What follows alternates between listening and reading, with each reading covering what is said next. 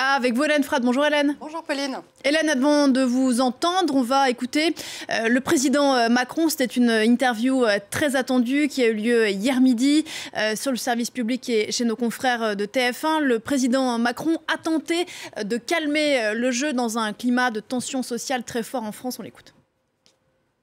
Qu'il y ait des manifestations organisées pour dire on est contre, c'est légitime.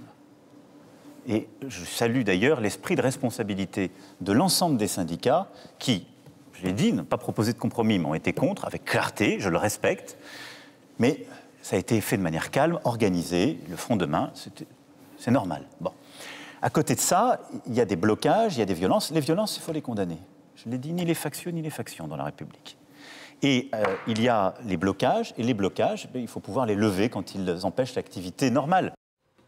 Le président Macron a-t-il trouvé les mots pour calmer les tensions? Hélène, c'est la question que se posent les journaux français ce matin. Face à la contestation, vous venez de l'entendre, le président français reste droit dans ses bottes et il martèle que sa réforme est nécessaire. Bref, Emmanuel Macron assume tout et son attitude, Pauline, rappelle aux Parisiens celle de feu Margaret Thatcher, dont les méthodes avaient fracturé le Royaume-Uni et torpillé la popularité, une stratégie que le journal se garde toutefois de juger.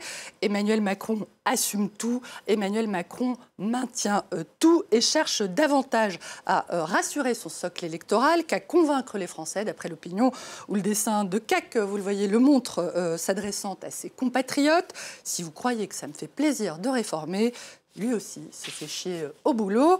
Ce qui ne fait aucun doute, c'est que le président n'a pas du tout convaincu les syndicats qui appellent aujourd'hui à une 9e journée de mobilisation. Et il n'a pas convaincu non plus Le Figaro qui estime que le président, comme prévu, je cite, a fait chou blanc.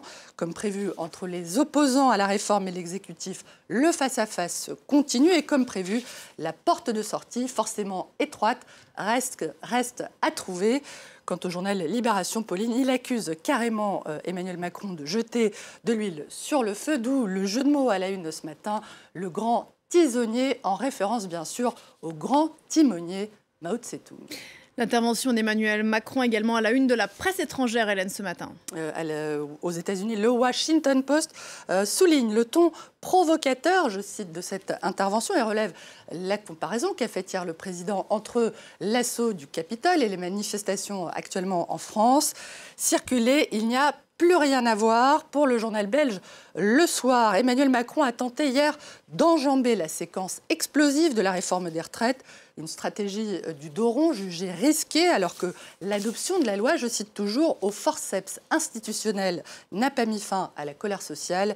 Quant au journal suisse Le Temps, il estime, lui, que le vrai danger n'est pas dans la rue, mais dans les urnes, où se profile, je cite, un duel présidentiel catastrophique pour la France entre Jean-Luc Mélenchon et Marine Le Pen.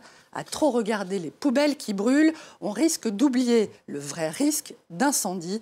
Peut-être même l'attise-t-on, met en garde le quotidien suisse. Merci beaucoup Hélène. Revue de presse complète à retrouver aux alentours de 9h15.